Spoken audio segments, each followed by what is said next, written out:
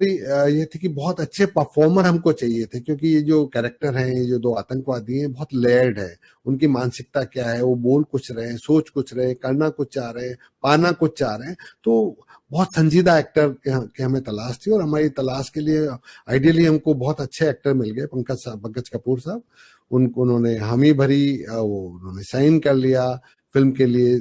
सारी script reading हो गई, सारी प्रेप हो गया, सब कुछ हो गया। हमने फिल्म सिटी में स्टूडियो अपना सेट लगा लिया, सेटअप हो गया। और मुहूर्त के एक दिन पहले संजय और मुझे उन्होंने बुला करके बोला कि भाई ये फिल्म हम नहीं कर पाएंगे। तो हमने कहा कि भाई हमारे तो जमीन खिसक गई पाँव के नीचे से। सर, आप बचपन से ही इतने शरारती थे या बड़े होने के बाद ज्यादा शरारती हुए? आपने इमरजेंसी के टाइम पे इंदिरा गांधी के साथ पंगा लेने में भी कमी नहीं रखी। जी सर। नमस्कार, सत श्री अकाल, वड़क्कम, खम्बागड़ी, राम राम से आप सभी का ऑल्टेट मीडिया में फिर से स्वागत है। मैं आपकी होस्ट गायत्री देवी। आज हमारे साथ जुड़े हुए हैं captain Gulab Singh Tanwar, producer of 72 होरे। 72 होरे, ओ माय गॉड। दूध से धुली हुई गोरी चिट्टी, लंबे बाल, हिरन जैसी आंखें, भरे भरे होंठ।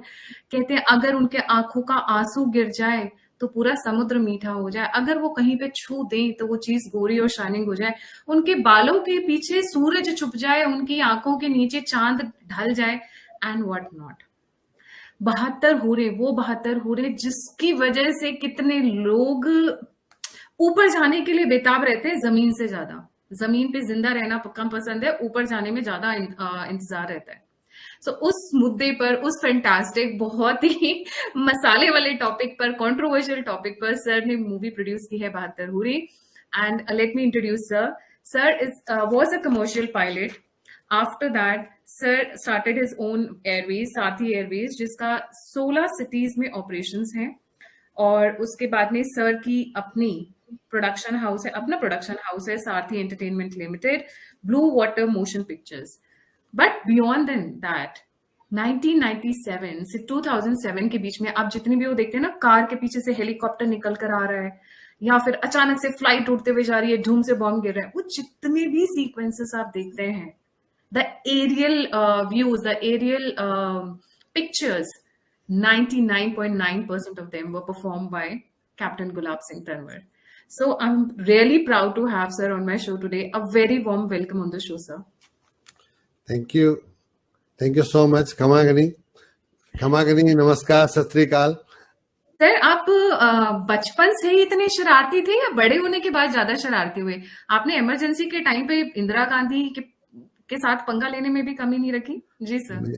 इंदिरा गांधी से इमरजेंसी में पंगा लेने की कितने कितने लोगों की हिम्मत थी ये तो पता नहीं, लेकिन मैं बहुत छोटा था और मैं उन्होंने वहां पे कुछ इंदिरा गांधी की तारीफ के कसीदे और अपोजिशन के लीडर्स की मजाक बना दे, कुछ पोस्टर मेरे गांव में लगे हुए थे, उनको फाड़ के मैंने जला दिया था, जिसके लिए हमको बहुत डांटा भी गया और वो चेतावनी दी गई कि अगली बार ऐसा हुआ तो जेल में बंद कर दिया जाएगा। बचपन से वो स्ट्रीक ऑफ रिबेलियन आपके अंदर बचपन से ही था, जिसको हाँ, कहा जाए। एक रिबेलियस एटीट्यूड आप कह सकते हैं, क्योंकि मैं हर चीज को अपने तरीके से सोचता हूँ, परखता हूँ, जो मुझे ठीक लगता है मैं उसे ही फॉलो करता हूँ। जी sir, coming to this movie 72 हो रही, ये आपको आइडिया कहाँ से आया? मतलब वैसे तो देखिए हम सभी सुनते हैं, बट उस पे मूवी बनाना इज लाइक, कहते हैं ना, common sense is not so common. आपको अचानक से सामने चीजें होती हैं, आपको लगता है वाओ दिस इज इट। जी हाँ, बिल्कुल ठीक है।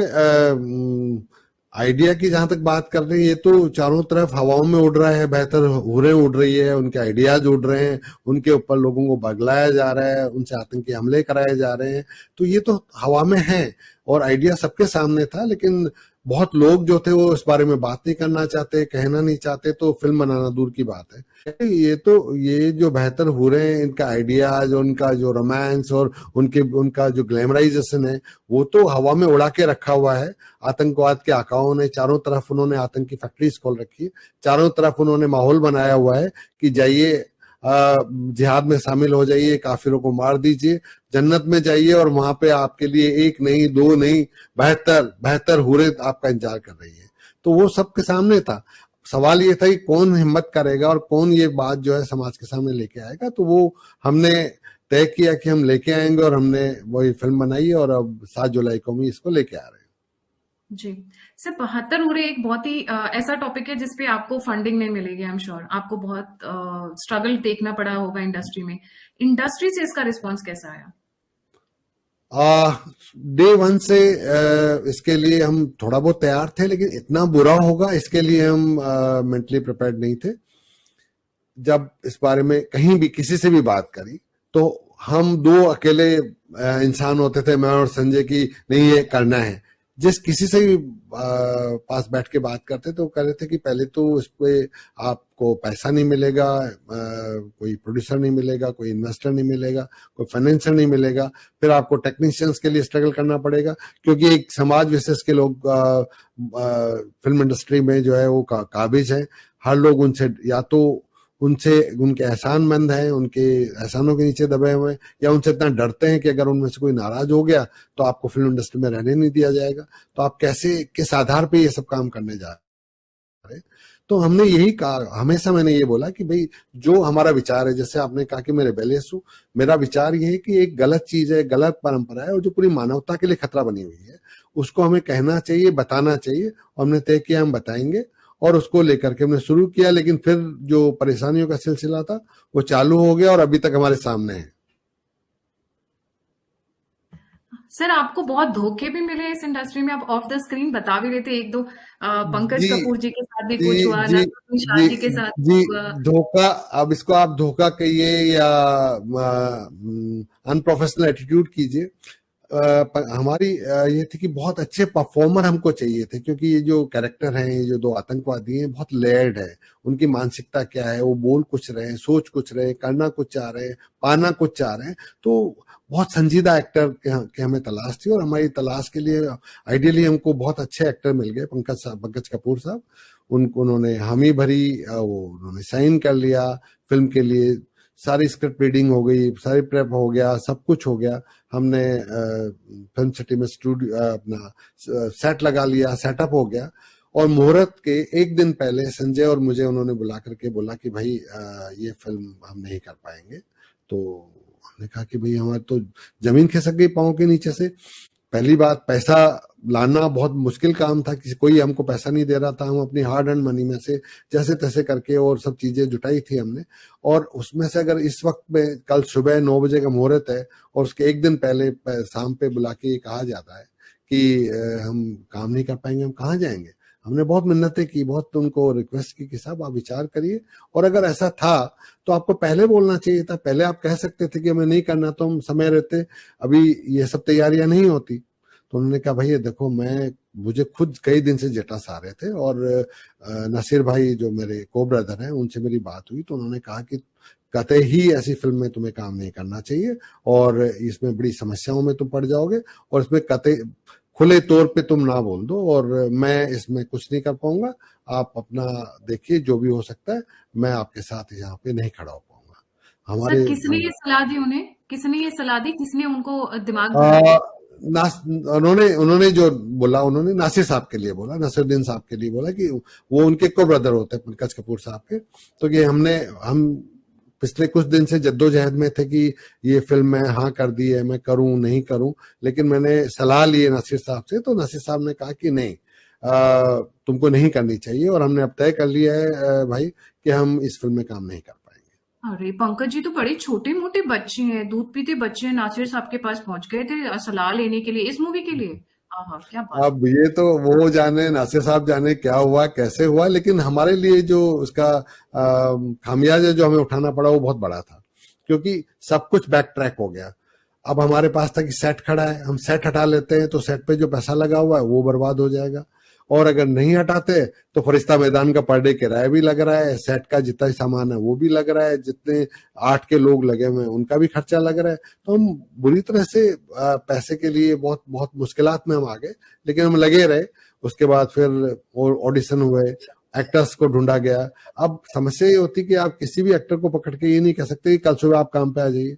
हर एक जो अच्छा एक्टर आप लेके आएंगे तो उसके पास जाहिर सी बात है बहुत सारा काम होगा, तो बोलेगा भाई मैं अभी नहीं कर पाऊंगा, मुझे 3 महीना चाहिए, 4 महीना चाहिए। तो आप सोचिए कि महीनों तक हमारा सेट वहां खड़ा रहा है, और उसके बाद हमने जाके शूटिंग स्टार्ट की है। ये पहला एक बहुत बड़ा चैलेंज था।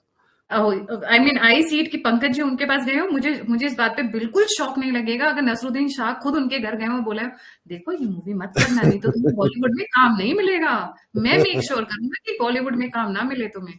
तो वो नहीं, जो सलाह को ना, धमकी और सलाह, I mean these people have Gayatri ji, very. ये चीजें बहुत कॉमन है, ये बॉलीवुड में ये बोला जाता रहा। अब तो खैर वो चीजें थोड़ी सी सुधरी है, बहुत ज्यादा नहीं, थोड़ी सुधरी है, लेकिन ये बोला जाता रहा कि भाई आपको इस धर्म के बारे में और इस धर्म से जुड़े हुए लोगों के बारे में बात ही नहीं करनी है, चाहे वो सच हो या गलत हो।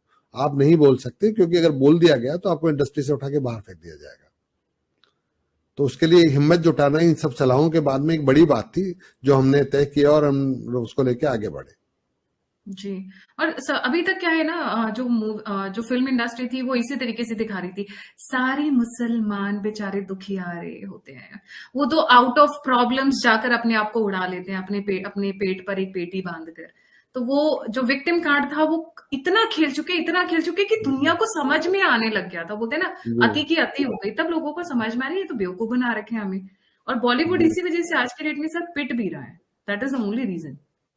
हाँ, वो तो है। देखिए, अब कोई भी समाज क्या देखना चाह रहा है, समाज क्या चाह रहा है, उसको आपको समझना पड़ेगा। बहुत देर तक हम अपनी आंखों पे ये पट्टी बांध के नहीं रह सकते। हम एक एक स्टैंडर्ड जो वामपंथी विचारधारा के लेखक जब इस इंडस्ट्री में आ गए, उन्होंने कॉन्स्टेंटली व्यवस्थाओं पे चोट मारी, पॉजिटिविटी पे चोट मारी, प्रोग्रेस पे चोट मारी। अब नई पीढ़ी का दौर है, नए लोग हैं, वो ग्लोबलाइज्ड हैं, उनको उनको हर चीज की जानकारी है, हर चीज को देखते हैं, समझते हैं और फिर विचार करते हैं। तो अब हम चाहे बॉलीवुड के लोग हों, चाहे हॉलीवुड के लोग हों, चाहे ये जो आतंक के आका जो बना रहे हैं ये कि बेहतर हूरों को के लिए आप जन्नत में चले जाएं, अब आज का यूथ उस चीज से ना डरने वाला है, ना उनको के समझाने से समझने वाला है। सर आपने इतना अच्छा इंटरेस्टिंग टॉपिक लिया है, तो इस पे प्यार उमड़ा, शांति प्रियो का प्यार उमड़ा, कहीं से धमकी उमकी आई? जी, वो तो स्वाभाविक था। वो कई फतवे भी इधर उधर से रोज कहीं ना कहीं से कोई निकाल देता है, और मिडिल ईस्ट से आए दिन 2-4 फोन आ ही जाते हैं। कहीं ना कहीं किसी न किसी देश का नंबर देखते हैं, हम समझ जाते हैं कि कोई धमकाने के लिए फोन कर रहा है। लेकिन इन सब चीजों से डर के या परेशान होके तो ये ऐसे निर्णय नहीं लिए जा सकते। वो तय था पहले से कि चाहे जो हो जाए, हम ये फिल्म बनाएंगे और उसको रिलीज करेंगे। सर ये मूवी आप किन किन थिएटर्स में रिलीज करें? आपको थिएटर्स की प्रॉब्लम आई, या जैसे फॉर एग्जांपल मैं आपको एक स्क्रीनशॉट दिखाती हूँ, अभी तो थिएटर्स पे रिलीज की बात चल रही है, पर आज तक, अभी तक केरला स्टोरी को ओटीटी प्लेटफॉर्म नहीं मिला है। Now they are trying hard. जी। बिल्कुल, ये सुदीप्तो दा ने कल ही बताया इस बारे में कि इतनी अच्छी फिल्म जिसको इतना सराहा गया, जिसने इतना बड़ा व्यवसाय किया, बहुत अचंभे की बात है कि इसको कोई ओटीटी प्लेटफॉर्म पे इसको कोई स्वागत नहीं कर रहा है, कोई नहीं ले रहा है, लोग लामबंद हो रहे हैं कि वो ओटीटी प्लेटफॉर्म पे नहीं जाए। तो ये इस व्यवस्था में ऐसे एलिमेंट हैं, ऐसे तत्व हैं जो इन चीजों को रोक रहे हैं। और अभी भी समाज में जागरूकता आ गई है, समाज खड़ा हो गया। उन्होंने दिखाया है कि केरला स्टोरी को सपोर्ट करके, कश्मीर फाइल को सपोर्ट करके, और जिस तरीके से हमारा टीजर आया और उसके साथ जिस तरीके से समाज खड़ा हुआ, उन्होंने दिखाया कि वो जागरूक है, वो समझ गए हैं कि कोई डायरेक्टर या कोई प्रोड्यूसर एक अच्छी चीज लेके आ रहा है तो उसका स्वागत करना चाहिए। लेकिन व्यवस्था में अभी भी ऐसे बहुत सारे तत्व हैं जो इनको रोक रहे हैं, और इसका सबसे बड़ा ज्वलंत उदाहरण है केरला स्टोरी को ओटीटी प्लेटफॉर्म मिलने में जो समस्या आ रही है। सर अभी ये किन किन थिएटर्स पे रिलीज हो रही है, क्योंकि बहुत ही नजदीक है, डेट 7 तारीख को रिलीज होने वाली है? जी। बहुत लोगों से संपर्क किया, बहुत लोगों से प्रार्थना की कि भाई हम डिस्ट्रीब्यूट करने के लिए आप कोई पीएनए पार्टनर के लिए, उसके लिए, लेकिन कोई ना कोई किसी न किसी बहाने से चलता रहा। और ये भी फिल्म को रिलीज करने में जो थोड़ी देरी हुई, उसमें ये भी एक बहुत बड़ा कारक और बहुत बड़ा कारण था कि कोई भी बड़ा स्टूडियो हमारे साथ जोड़ने के लिए तैयार नहीं था। कारण सबके आगे पीछे था, भाई ये कंट्रोवर्शियल है। अभी जब हमने रिलीज करना तय कर लिया, उसके बाद मैं नहीं लेना चाहूंगा क्योंकि सब हमारे भाई हैं। एक बड़ा स्टूडियो जो अपने आप को बहुत बड़ा स्टूडियो कहता है, और वो अभी कुछ फिल्में लेके भी आ रहा है, उनके यहाँ बात हुई। एक अमुक व्यक्ति ने बोला आप हमको फिल्म दिखाइए और हम रिलीज करेंगे, क्योंकि हम हम सोचते थे कि कोई जो इस विधा का एक्सपर्ट हो, जो डिस्ट्रीब्यूशन में बहुत अच्छी जानकारी रखता हो, ऐसे व्यक्ति हमारे साथ जुड़ जाए। लेकिन तुरंत अगले दिन फोन आ गया कि भाई हम ये कंट्रोवर्शियल सब्जेक्ट है और हम किसी को नाराज नहीं करना चाहते, तो हमको माफ कर दीजिए। The nation wants to know ये स्टूडियो कौन सा था? अब नहीं, ये चीज अभी नहीं, वो अब समय के साथ लोग समझ जाएंगे। लेकिन ऐसे किसी ने नहीं, मतलब मैं एक स्टूडियो की बात कर रहा हूँ कि उन्होंने साफ ना किया, लेकिन बहुत सारे लोगों से हमने बात की पिछले कई समय से, जब हम रिलीज करना चाह रहे थे, किसी ने प्यार से और किसी ने दुत्कार के, ना हर व्यक्ति ने बोला, साथ किसी ने नहीं दिया। गुलाब सिंह तंवर सर कह रहे हैं साथ किसी ने नहीं दिया, तो मैं यही पूछना चाहूंगी अपने व्यूअर से, क्या आप साथ देंगे? ये हिंदुओं की बात नहीं है, ये हिंदुओं की बात ही नहीं है, ये मुसलमानों की भी बात है, ये क्रिश्चियंस की भी बात है, क्योंकि यहाँ पे टारगेट ऑडियंस कौन है? यंग लोग। 72 हो रहे, किसके सपनों में आती है सर? किसके सपनों में आती है 72 हो रहे? स्वाभाविक है कि जो नवयुवक हैं, जो टीनेजर्स हैं, वहीं से तो उनके दिमाग को में जहर डाला जाता है, वहीं उनको भरा जाता है, और वहीं उनको बगला के ह्यूमन बॉम्ब बना दिया जाता है, कमर पे बम बांध के उनको उड़वा दिया जाता है। वो जाके उड़ा देते हैं अपने आप को। एक आदमी उड़ाता है और कई सैकड़ों लोगों को और भी वो मार के उन परिवारों को ध्वस्त कर देता है। उनका एक एक जीवन अगर किसी परिवार से जाता है तो कितनी पीढ़ियों तक उस परिवार पे उसका एक बुरा वक्त उस पे गुजरता है। एक कमाने वाला चला जाता है, किसी का बेटा चला जाता है, किसी का पिता चला जाता है, किसी की बेटी चली जाती है, उस पे क्या गुजरती है। ये जो आतंक के आका है, ये सब सोचते ही नहीं है, लेकिन वो इन्हीं नवयुवकों को, इन्हीं टीनेजर्स को इनडायरेक्टली आप कहें तो पॉर्न बेच रहे होते हैं। पॉर्न बेच करके उनको मोटिवेट कर रहे हैं कि भाई जाकर के आप अपना जाके आप बम बांध दिए, अपने आप को उड़ा लीजिए और जन्नत में जाइए, इसकी गारंटी हमारी है। सर जन्नत की गारंटी इनकी है, बट सर एक तबका, जब से आपने 72 हुरों का टीजर निकाला, उसके बाद एक तबका, मैंने कई मौलवी और क्लरिक्स के वो देखे हैं, वीडियोस देखे, तो आप बोल रहे हैं हिंदुओं में भी तो अप्सराएं होती हैं, तो हमारे यहाँ पे 72 हो रहे हैं, तो कौन सी बड़ी बात है? How do you counter that? नहीं, 72 हुरे होना भी बुरी बात नहीं है और अप्सराएं होना भी बुरी बात नहीं है। बुरी बात ये कि उनका जो नाम है वो उनको कहाँ इस्तेमाल किया जा रहा है। मुझे आज तक एक केस, अगर आपकी जानकारी में है तो जरूर मुझे बताइएगा, या उन जो मुस्लिम क्लरिक्स को जो ये मेंशन कर रहे हैं बार बार कि हिंदुओं में महाभारत में लिखा है, उस पर्व में लिखा है कि अप्सराएं होती है। हाँ लिखा है, लेकिन कहीं एक केस कोई बताइए दुनिया में कि किसी व्यक्ति ने अप्सरा पाने के लिए किसी की हत्या कर दी हो या कोई गलत कार्य किया हो। लेकिन हजारों केस है कि अप्सरा पाने वाले में, मैं वो पहले वाली बात बोल रहा हूँ कि अप्सरा पाने के लिए किसी ने कोई गलत काम नहीं किया है और ना ही अप्सरा पाने के लिए कोई विशेष प्रयास करता है। ये भी आपकी जानकारी में कभी नहीं आएगा। लेकिन हूर पाने के लिए और जन्नत पाने के लिए कितनी हत्याएं कर दी गई और कितने मानव बम बन करके एक्सप्लोड हो गए, ये तो किसी से छुपा हुआ नहीं है गायत्री जी। और अप्सराएं किसी को मिलती नहीं है। एक हमारे वहां पे कभी कोई नहीं बोलते कि तुम्हें अप्सरा मिलेगी, ऐसा कोई कॉन्सेप्ट नहीं है हमारे यहाँ अप्सरा मिलने का। मतलब ठीक है, होती हैं, देवों के लिए अप्सराएं होती हैं, बट इट्स नॉट कि भाई तुमने जिहाद कर लिया तो तुम्हें अप्सरा मिल जाएगी या उस तरीके का। सबसे बड़ी बात है कि अप्सरा के नाम पे कोई डिस्ट्रैक्शन नहीं क्रिएट किया जाता और ना ही कोई करता है। हूरों के नाम पे डिस्ट्रैक्शन क्रिएट किया जाता है और ऐसा लोग करते हैं, खुद मरते हैं और सैकड़ों हजारों लोग को मार देते हैं। सर ये मूवी हिंदुओं को क्यों देखनी चाहिए, और उससे भी ज्यादा जरूरी ये क्रिश्चियंस और मुसलमानों को पहले देखनी चाहिए? जी सर। बिल्कुल, ये मैंने कहा ना, ये मानवता से जुड़ा हुआ मुद्दा है कि किस तरीके से आतंक के आका आतंकवादी तैयार करते हैं और किस तरीके से इनोसेंट लोग को मारा जाता है, सिर्फ इसलिए कि उनकी तरफ ध्यान जाए, वो दुनिया की सरकारें उनके सामने झुक जाए, आम आदमी उसे डर जाए। उस सब के लिए ये सारे के सारे ताना बाना बुना जाता है। अब सोचने की बात यह है कि मुसलमान को इसलिए देखनी चाहिए कि उनके बच्चों का कहाँ इस्तेमाल हो रहा है, उनकी एनर्जी कहाँ जा रही है। वो बच्चे बड़ा होकर के कुछ अच्छा काम कर सकते थे, उसकी जगह उनको आतंक में के काम में लगाया जा रहा है, उनके परिवार को, उनके जीवन को बर्बाद किया जा रहा है।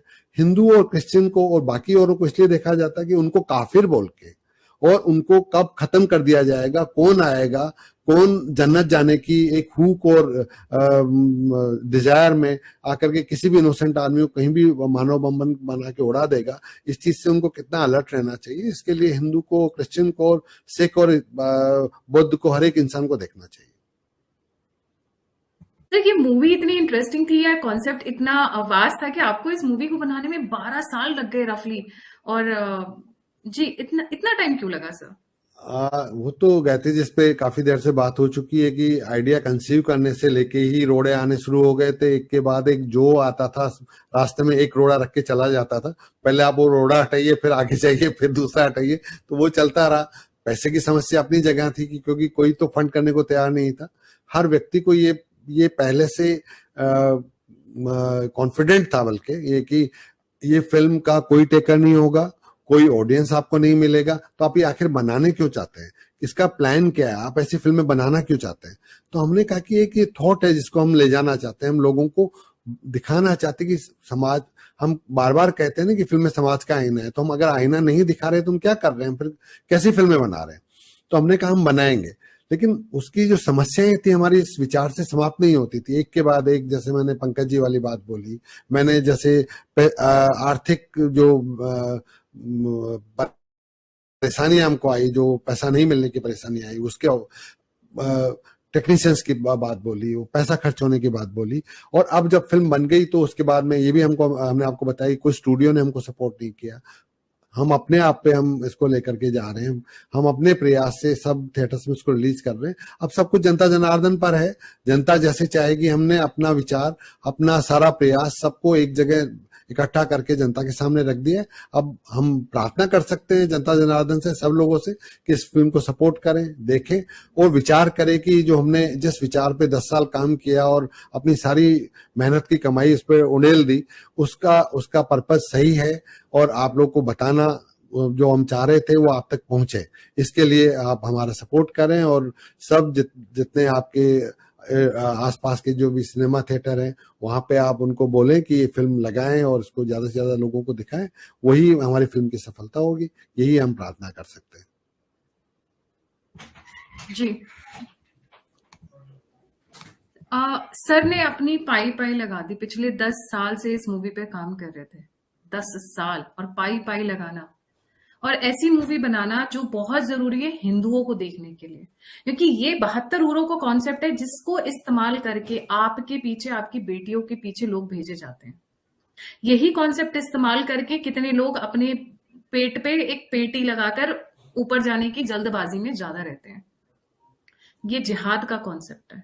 ये वही चीज है जहां पे मुल्ले, मौलवी और क्लेरिक्स, वो छोटे छोटे बच्चे जिनके हार्मोन्स बढ़ रहे हैं 14 साल के ऊपर, तुम्हें 72 हूरें मिलेंगी ऊपर, गोरी गोरी सी सुंदर, वो क्या बोलते हैं, गोरी चिट्टी, और उनके दिमाग को डाइवर्ट कर देते हैं बिकॉज दे हैव हार्मोन्स। 14 साल के बच्चों के, आप सोचिए 15 साल के बच्चों के हार्मोन्स उस वक्त बढ़ रहे होते हैं, जब उनको इस तरीके से, जब वो एक टीन एज वाली कंफ्यूजन में रहते हैं, इस तरीके के बरगलाए हुए सपने दिखाए जाते हैं, तो वो किस डायरेक्शन में जाता है। उनको जमीन से ज्यादा आसमान पसंद आता है। Do a favour, not for him. Sir ने अपना काम कर दिया है, इन सर के लिए नहीं, अपने अपने बच्चों के लिए, अपने परिवार के लिए, सबको दिखाइए। और ये स्पेशली अपने आसपास जितने भी मुस्लिम भाई बहन हैं उनको भी बोलिए कि देखें, क्योंकि उनके बच्चे बरगलाए जा रहे हैं, उनके बच्चों को भी गुमराह किया जा रहा है। They can be doctors, engineers and everything, but they land up 72 ऊरों के लालच में कहां पहुंच जाते हैं। और करता कौन है? मस्जिद मदरसों में बैठे हुए कुछ बेवकूफ, क्या बोलेंगे, ट्रेटर्स बोले, लालची लोग बोले, पर जो भी बोले, कर तो वो रही है। Thank you so much sir. I think I am really honoured to have you on the show.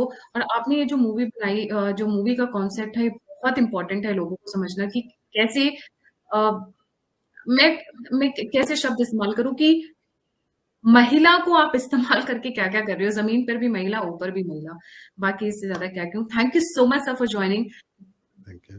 Thank you Gayatri ji, thank you so much. जाने से पहले सभी व्यूअर्स से रिक्वेस्ट है, please don't forget to like, subscribe and share the alt neat media. If you want to contribute, you want to support, you want to send a feedback, all the links are given in the description box. इसी के साथ जय हिंद, जय श्री राम, हर हर Mahadev. Thank you sir.